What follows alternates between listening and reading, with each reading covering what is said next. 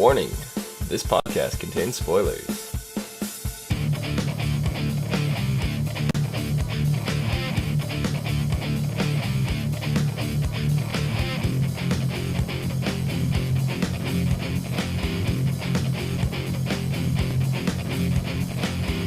What's up, everyone, and welcome to the SCN podcast for the original Season 2, Episode 4, Live and Let Die. I'm your host, Dom, and with me is my co-host, Omikins. Hey. How's it going? It's alright. It's alright? Mm-hmm. Happy Halloween. Happy Halloween indeed. Mm-hmm. I wouldn't typically wear cherry flowers on my head any other day, so go figure. No. Why not? Do I look like a cherry person? Maybe. Okay. Maybe if it was a pine tree. And then you put an apple in it, and then it would be a pineapple tree. Yeah. Those are pretty rare. They are. Mm-hmm. Anyway, what did you think of this episode? I liked it. It's very good. It was good.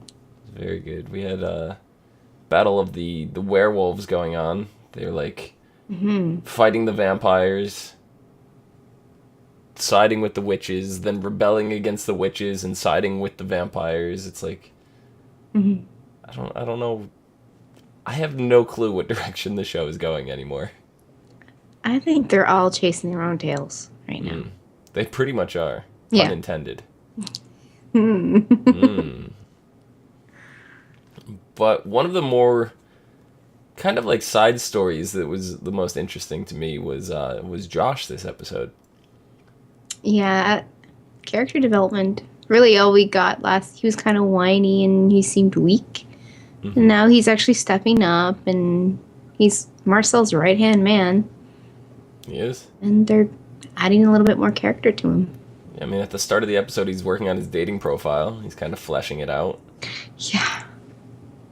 And then at the end, after everything goes down, we find out that he's dating one of the werewolf leaders, the new faction leader, I guess. Well, it's a different group of werewolves, but it's the ones that are deeper in the swamps. Yeah, well, it's not exactly dating, but They went on a date. They come together at the end. So the werewolf's name is Aiden. Mm-hmm. And we're kind of getting a little kind of Romeo and Romeo vibe off of that. No. Josh is definitely Juliet. Yeah? Yeah. Maybe. Do you think Josh would kill himself if Aiden died? I don't think so. I don't think they're at that point yet. No, that's why it's still Romeo and Romeo.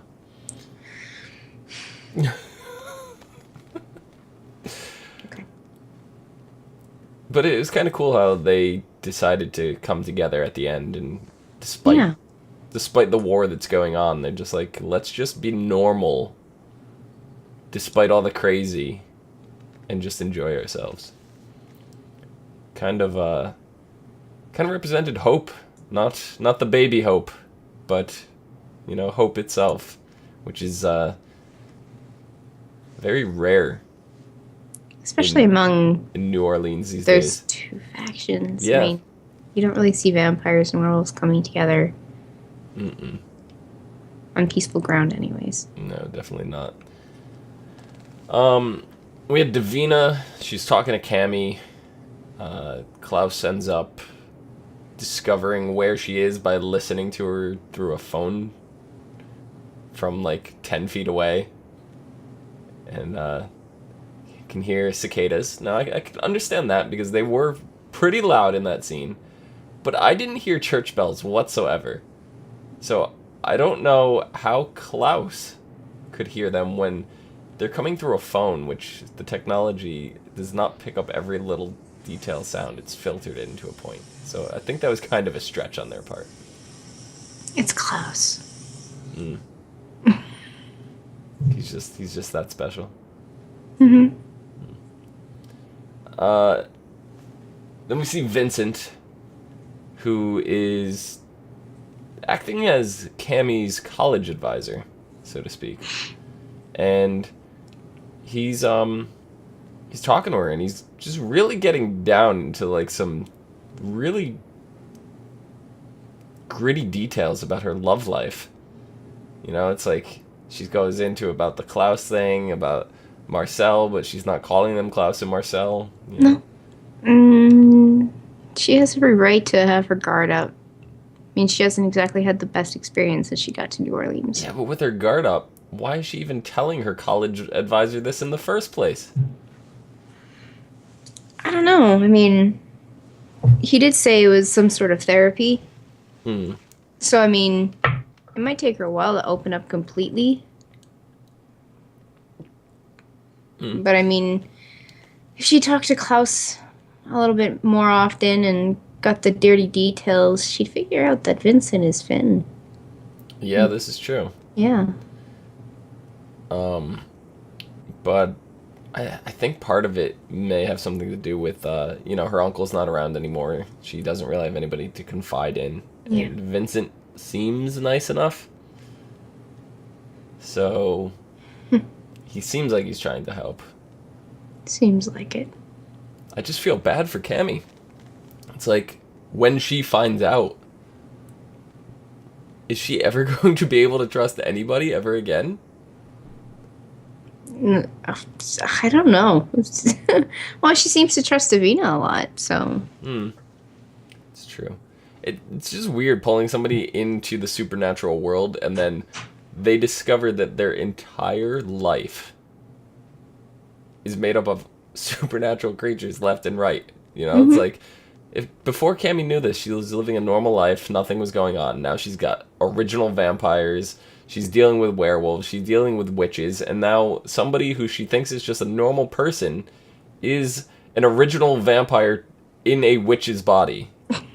And it's like, what? Like, I just feel so bad for her. Can't she lead a normal life and just have one normal friend? No. No? No, because you can even you take it from Matt's perspective in the Vampire Diaries. Everything. He's left, right, and center. There's supernatural all around him. He can't get away from it. It's true. Once you're dragged in, you can't escape it. I mean, even her best friend is hiding a secret that she has Klaus's father as her secret weapon. She finds out. Well, yeah, she finds out, but it's still, like, she didn't know until Klaus said something. That's true. You know? And Davina's been keeping Michael. And now this episode, Davina decides she wants to learn how to fight and be strong, and Michael decides to train her. And twist her ankle. On purpose. Was it on purpose? It was on purpose. He did it to make her strong and learn how to deal with pain. I mean, there's a life lesson that he's passed on to all his children. Do you think that he might get a soft heart and go back to Davina to help her?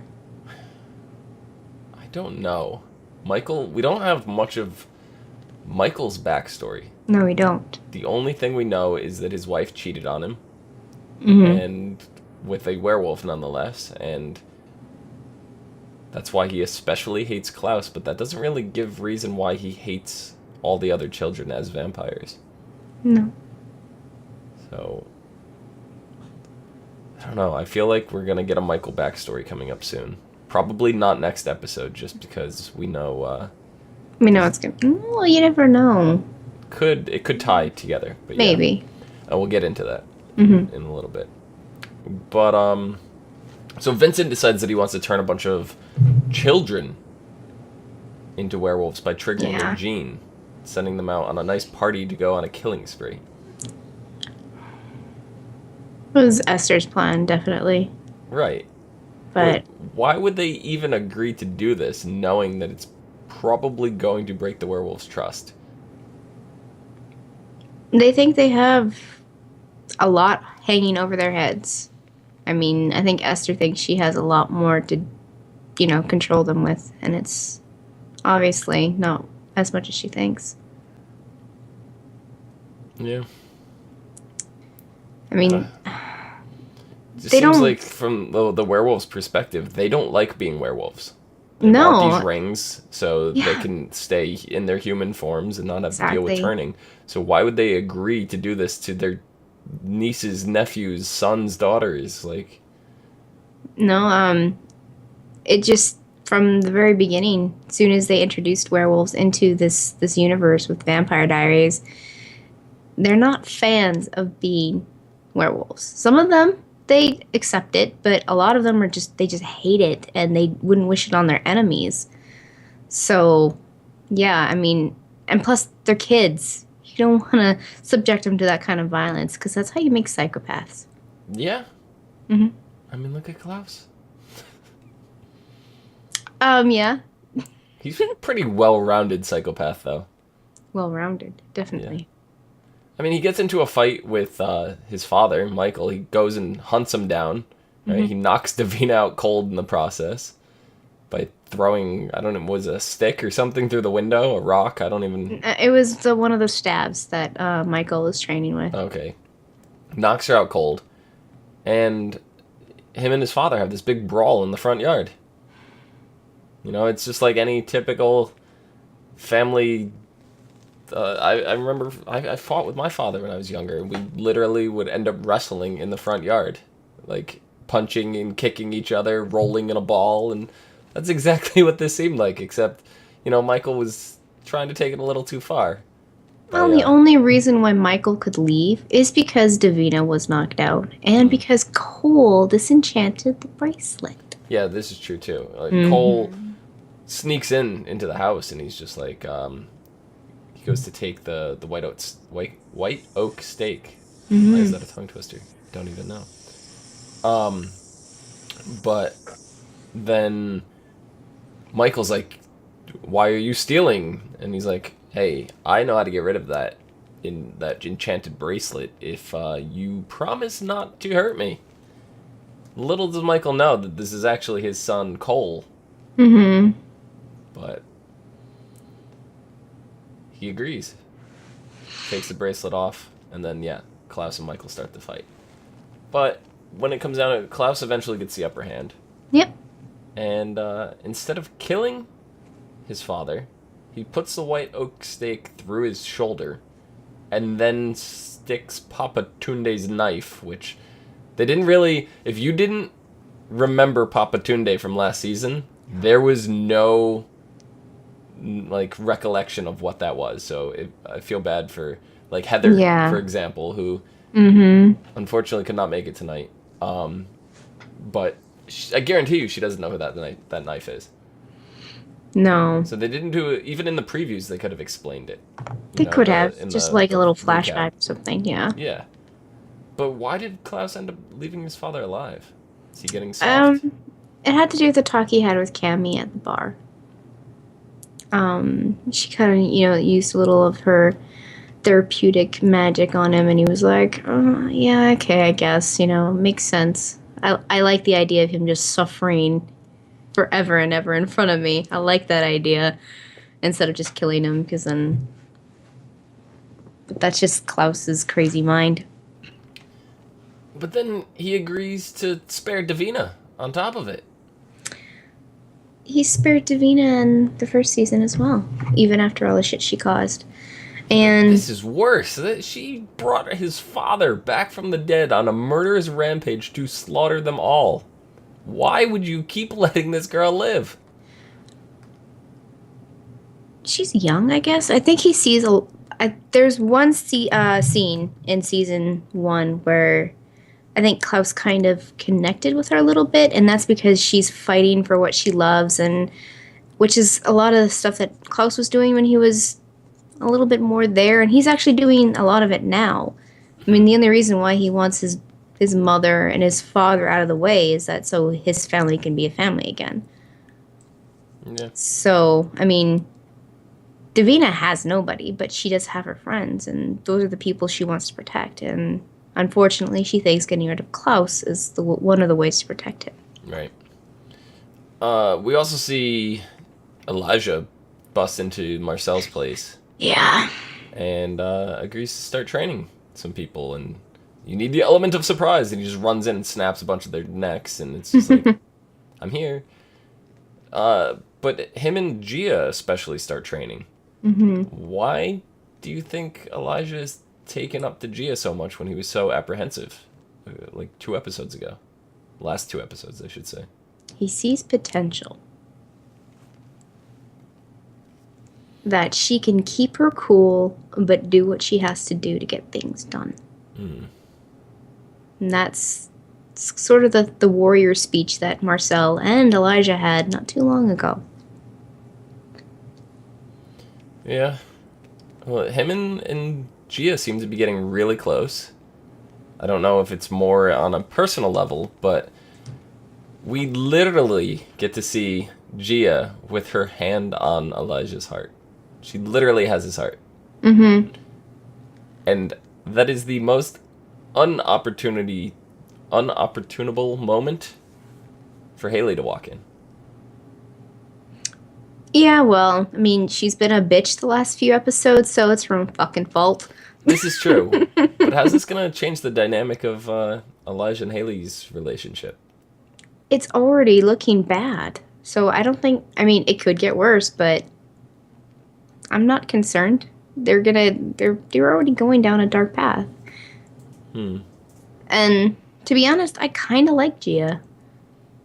I mean, we haven't seen a whole lot of her, but we haven't she's seen a interesting. lot of her. She does. I mean, she seems really interesting. I think there's a lot more to her than just a musical past and, you know, having a little bit more of a heart than a vampire should.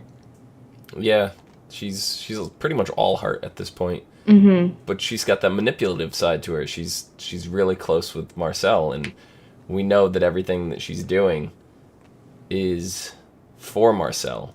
Yeah. So getting close to Elijah is definitely part of Marcel's plan. It's what he's actually has cooked up is a whole nother story, and I don't have the foggiest right now. Maybe it's he wants to exploit Elijah's weaknesses and turn Elijah against Klaus, but we've seen how well that's worked in the past, and it hasn't. They always end up coming back together. That's the one thing you could say for the Mikealson family.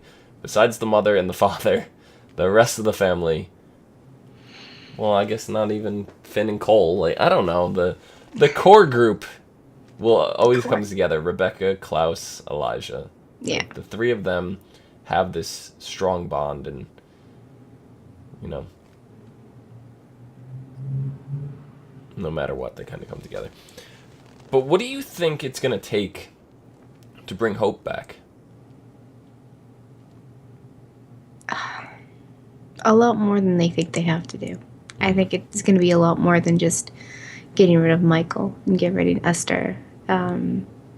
They have to make sure that everybody's on the same page. And it might come down to Klaus thinking he has to wipe every bit of opposition out. Yeah. When's the next time do you think we're going to see Hope? And Rebecca, for that case. Not till after mid-season. Yeah? No, we're not going to see a Flash until mid-season, at least. You think we may see them in the mid-season finale? Yeah, just like a scene or something. Kind of like in the first episode. There was just like a little, you know... I'd love to see, like, Rebecca bottle feeding this little hybrid vampire werewolf baby, like, a bottle of blood. That would just be really amusing to me. Because we haven't seen any hybrid children. Like, we don't know anything about them. I really want them to explore that a lot. I think the baby's mostly werewolf. Isn't that what we kind of agreed upon? Because Yeah. Haley was werewolf and Yeah. Klaus is half, so she's like 3/4 or whatever. So, you know, she might need some blood for sustenance, but werewolves don't really have to eat meat Right. or blood or anything But like is she that. a full-on hybrid right now, or does she need to kill someone to trigger her werewolf side? Like, Oh. because she has the gene, but Yeah. we don't really know what that entails. She probably has to kill someone. Yeah. Be interesting. Yeah, that makes me think now, because she can't be full-on vampire. She has to have some human side now then, too, so... It's weird.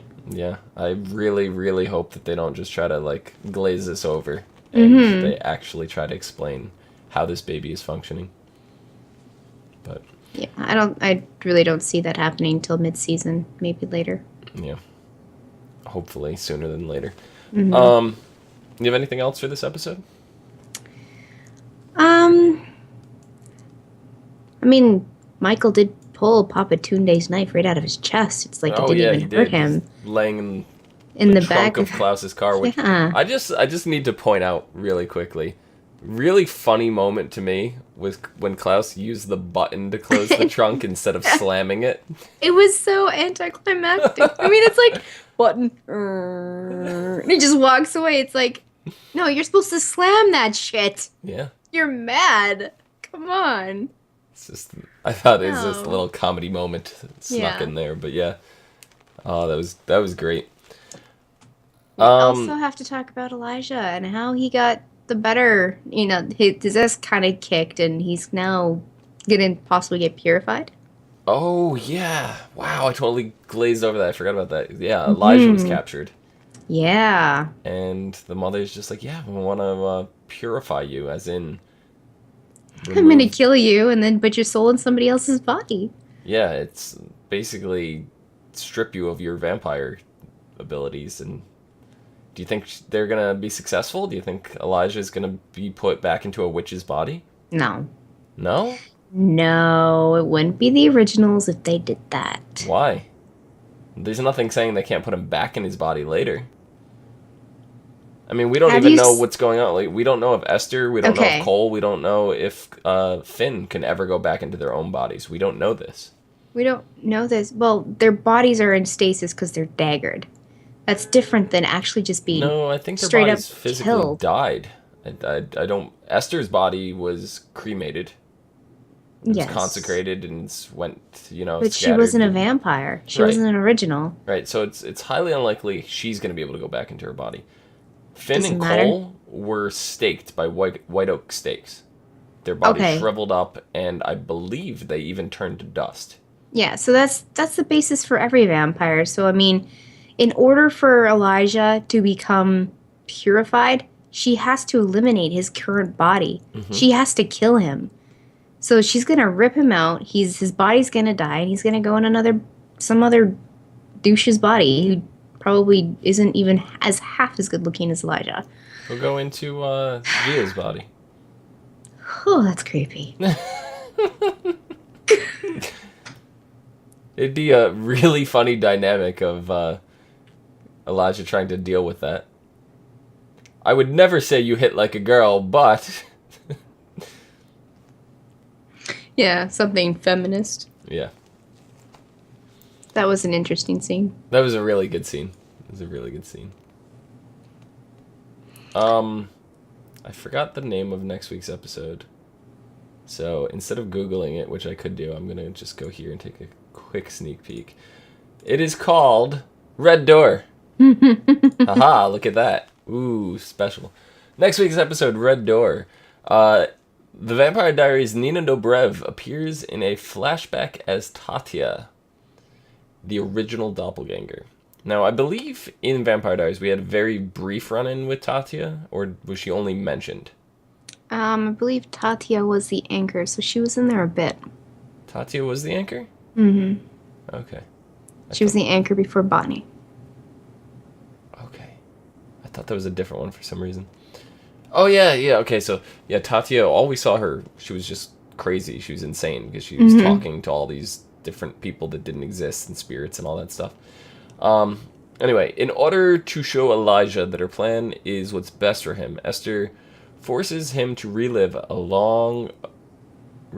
time long ago when he loved a young woman named Tatya. What? Yes, so Tatya flashbacks. With the help of Marcel, Haley is determined to find Elijah, who has gone missing, but is torn when she discovers that Klaus is also in trouble. Elsewhere, Cammy finds herself in a dangerous situation when Michael takes her hostage as a way to lure Klaus to him. And Davina makes an upsetting discovery about Caleb's true identity. Dun dun dun. This seems like a very, very action-packed episode. Yeah. Knowing that she's going to find out that Caleb is Cole and that he's going to have some sort of tie to the witches she decided to say screw you to. And finding out that Cole is Klaus's brother and wants to kill him, and she wants to save everybody that's connected to Klaus. She's going to join Klaus. She's going to like hop on their side and be like, okay, let's get this figured out so that my plan can, I don't know. It's just, it seems like there's going to be a lot next episode with flashbacks and the current storyline. And then they're going to be jumping all over the place with different characters. It seems like it's going to be all over the place. So we're probably not going to explore Gia very much. We're probably not going to explore Josh and Aiden very much. I think they're going to kind of be back burners. Yeah. We definitely know we're going to see Davina. We're going to see Haley, Elijah, Klaus, Esther, Cole, and Tatya, I think, is really the 7 that they're going to focus on. Yeah. Yeah. So I think that about does it for this week. You have anything else you'd like to add? Not really. I mean, Oliver did pretty well this episode too. I'm not really a fan of him, but he's stepping up, so. Oliver is kind of growing on me. I liked him in the first episode that they debuted him in, and I have not liked him since. Yeah. So. I agree. I kind of liked him. I wasn't, hip hip hooray because he was all over Rebecca, but I was like, he's good. He might be interesting. And then he started being a dick. Yep. And I was like, no, stop it. Yep. Yeah, that about does it. Omikins, where can the people find you? They can find me on Twitter at LadyVenom24, LadyVenom24. You can find me down below at Phenomedom, Phenomedom. You can also find us on Facebook, Gmail, G+, Twitter, MySpace, and right here on YouTube at /ASOTV podcast for some more podcasts for some of your favorite TV shows. Next week, we'll be doing this at a much earlier time. Catch us next Tuesday at noon. Ish. Till then, see you guys later. Bye-bye. Bye. Is that my cue to end the stream? I don't know, you're the clicker. You click things. Turn them off and on.